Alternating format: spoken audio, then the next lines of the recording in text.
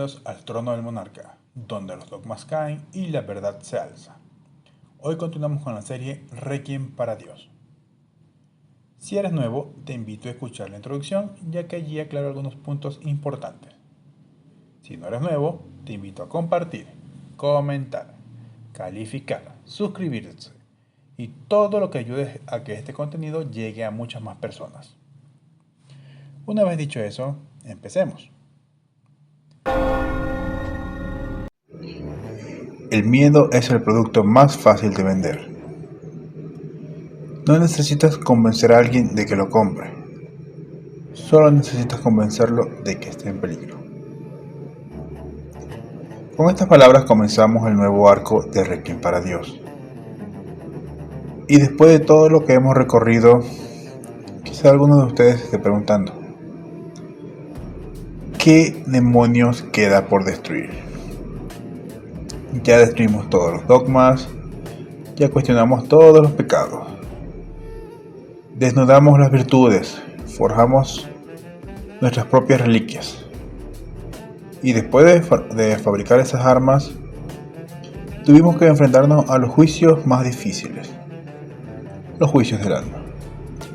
La mentira, la cobardía, el deseo, la ira, el abandono, el sacrificio, el vacío, las consecuencias. Y finalmente tuvimos que enfrentarnos a nosotros mismos. Así que la mayoría de las personas se preguntará: ¿qué más queda? Pues bien, para responder a esa pregunta quiero llevarlos a otro lugar. Porque hasta el momento hemos hablado solo de ustedes, de lo que ocurre dentro de cada persona. Pero existe algo afuera, algo mucho más grande. Una estructura gigantesca construida durante siglos por millones de personas. Una estructura que funciona porque todos participan en ella, aunque muchos ni siquiera sepan que lo hacen. Bienvenidos a la ciudad del silencio. Hay una canción que se llama The Sound of Silence. Y allí dicen muchas cosas de lo que yo les voy a decir ahora.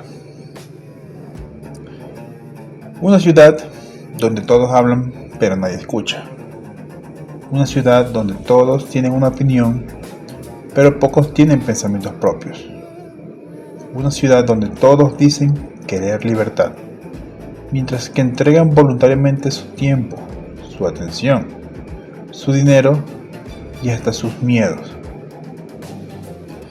Y es precisamente por eso que quiero comenzar hablando de un lugar donde probablemente se vende la mercancía más valiosa de toda esta ciudad: el miedo. Así que, bienvenidos al mercado. Porque piensa en esto un momento. ¿Cuántas cosas han comprado por miedo? Un seguro de vida, o un seguro de vehículo, o un seguro de lo que sea, porque tienen miedo a perderlo. Una alarma, porque tienen miedo a que alguien entre en su casa. Un medicamento, porque tienen miedo a enfermar. Un título universitario, porque tienen miedo a no conseguir un trabajo. Una relación, porque tienen miedo a estar solos. Un trabajo, porque tienen miedo a quedarse sin dinero. Una religión, porque tienen miedo a morir. Una opinión, porque tienen miedo a estar equivocados. Y una máscara, porque tienen miedo a mostrar quién son realmente. Y aquí en este punto es que aparece la primera pregunta: ¿cuántas de las cosas que ustedes actualmente poseen las compraron porque las querían o por miedo? Porque el miedo tiene una característica maravillosa para quien sabe venderlo. No necesitan crear una necesidad, necesitan señalar una amenaza. Y la cosa funciona más o menos así. Puede haber una empresa, cualquier empresa, que les va a decir: compra esto porque es maravilloso. Eso funciona a veces, como le funcionó a Steve Jobs en Apple con el iPad. Pero ahora cambiemos un poco el discurso. La empresa les va a decir: compra esto, porque si no lo haces, estarás en peligro.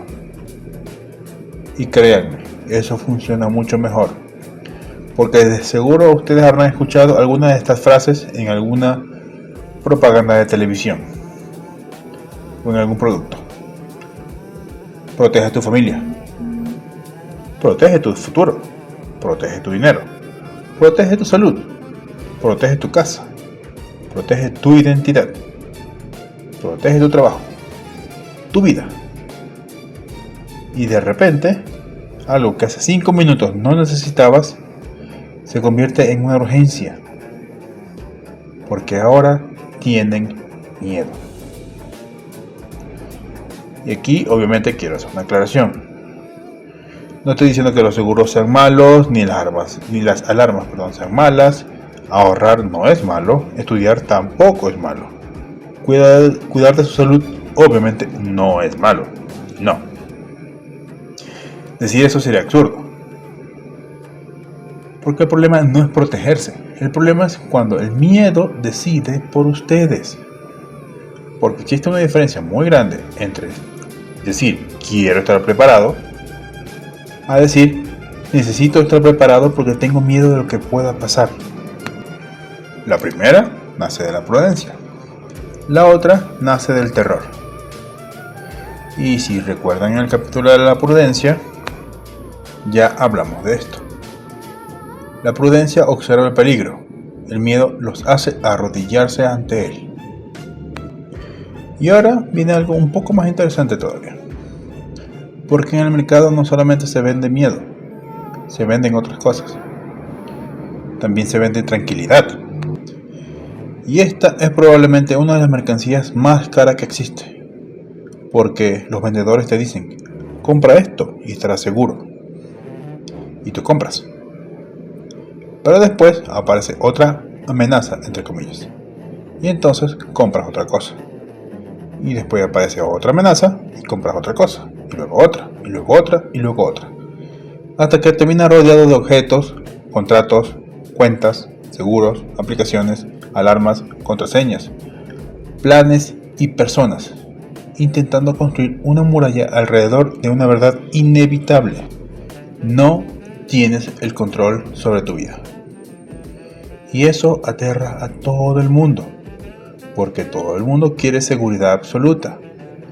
Quiere saber que sus hijos estarán bien, quiere saber que su pareja no los va a abandonar, quiere saber que su trabajo estará allí el día de mañana, que no se van a enfermar, que siempre tendrán dinero, que nadie nunca los va a traicionar, que no van a morir. La gente, las personas, quieren garantías. Y en el mercado se encontró la manera perfecta de venderle las garantías, aunque no existan. Porque pueden comprar una alarma, el mismo ejemplo, pero no pueden comprar seguridad absoluta, porque ninguna alarma es absoluta. Pueden comprar un seguro, pero no pueden comprar la inmortalidad.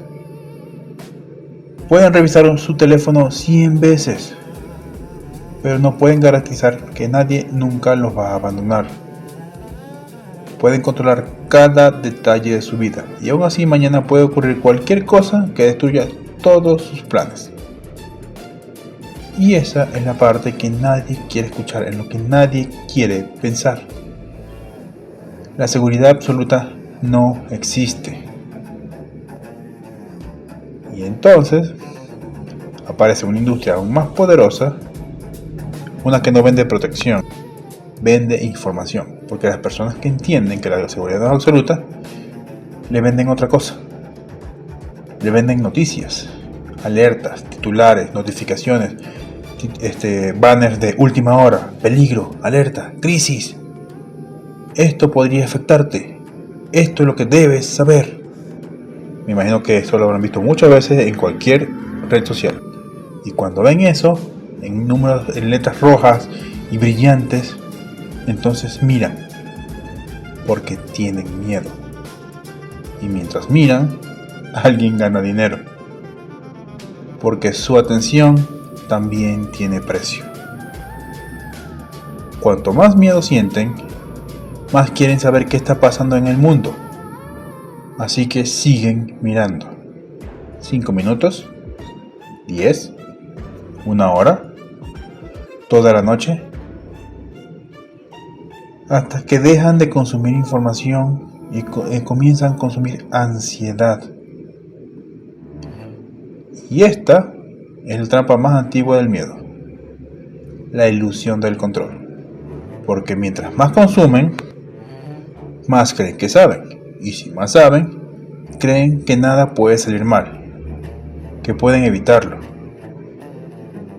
Si revisan las noticias suficientes veces, creen que van a estar preparados. Si piensan en todas las posibilidades, creen que nada puede salir mal. Si anticipan todas las tragedias, piensan que podrán impedirlo. Pero no. A veces simplemente están preocupados por cosas que todavía no han ocurrido y que quizás nunca ocurran. Están pagando por un presente, están pagando con su presente por un futuro que todavía no existe. Y eso también explica algo que probablemente muchos de ustedes ya hayan experimentado: la ansiedad de tomar una decisión. Porque decidir significa aceptar la posibilidad de equivocarse. Y entonces no deciden. Esperan, investigan, preguntan, buscan otra opinión, luego otra, hasta que finalmente alguien decide por ustedes. Y cuando las consecuencias de esa decisión llegan, ustedes solamente tienen que decir: yo solamente hice lo que me dijeron. Conveniente, ¿no? Porque el miedo tiene otra mercancía: la responsabilidad. Te vende la posibilidad de entregársela a alguien más. De decir: dime qué hacer, dime qué comprar, dime a quién creer, dime qué pensar, dime qué es lo que debo evitar, quién es mi enemigo, quién tiene la culpa. Y mientras alguien responda todas esas preguntas, ustedes podrán dormir tranquilos, porque ya no tienen que decidir nada, ya no tienen que pensar, ya no tienen que cargar con las consecuencias de sus acciones. O eso creen, porque alguien más lo hará. Y aquí es donde el mercado del miedo deja de ser económico, es decir, dinero, y se convierte en social. Porque el miedo también vende pertenencia. Es decir, van a escuchar cosas como: si no estás con nosotros, estás contra nosotros. Si no piensas como nosotros, eres nuestro enemigo. Si abandonas este grupo, estarás solo. Si cuestionas esto, serás rechazado.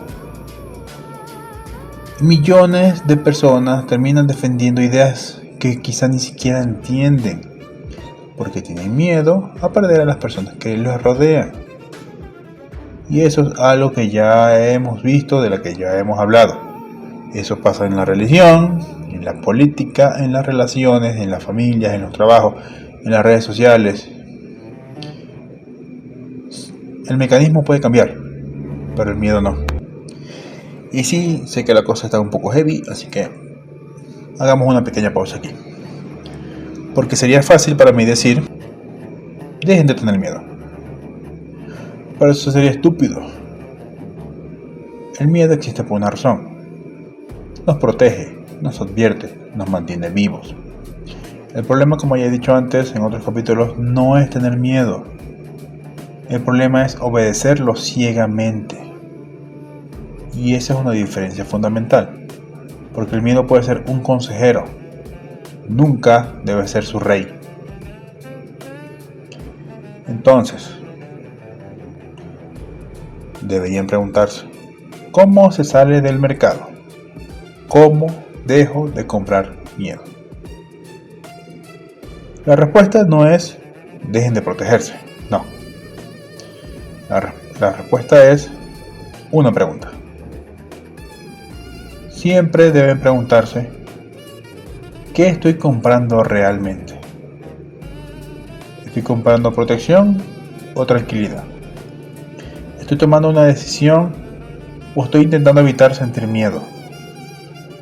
¿Estoy preparado para algo?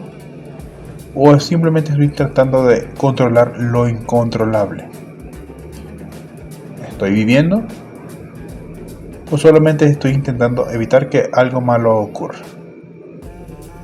Porque existe una diferencia muy grande entre vivir con prudencia y vivir escondido. Y quizás esta sea la primera parte que les permita recuperar la ciudad del silencio. No con una espada, no con un escudo, no con un martillo, sino con algo mucho más sencillo. La capacidad de entender que no tienen el control sobre todo y que nunca lo tendrán.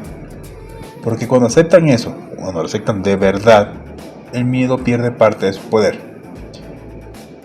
No desaparece, nunca desaparece, pero deja de gobernarlos.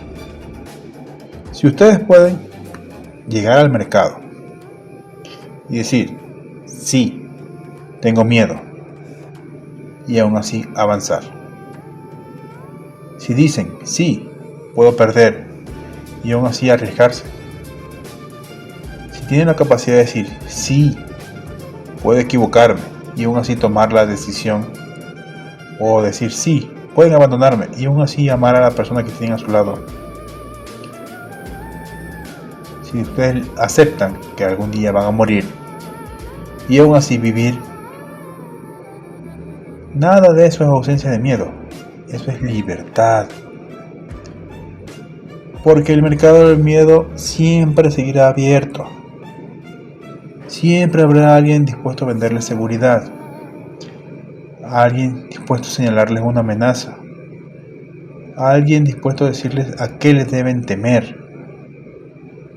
Y probablemente habrá alguien dispuesto a enriquecerse con su miedo. Pero como ahora ya saben cómo funciona, la próxima vez que alguien intente venderle tranquilidad, entre comillas, pregúntense, ¿qué miedo me están intentando vender? Y todavía más importante, ¿quién gana dinero con este miedo? Y quizás descubran algo mucho más incómodo, que muchas de las cadenas que los aprisionan las compraron ustedes mismos y pagaron por ellas gustosamente.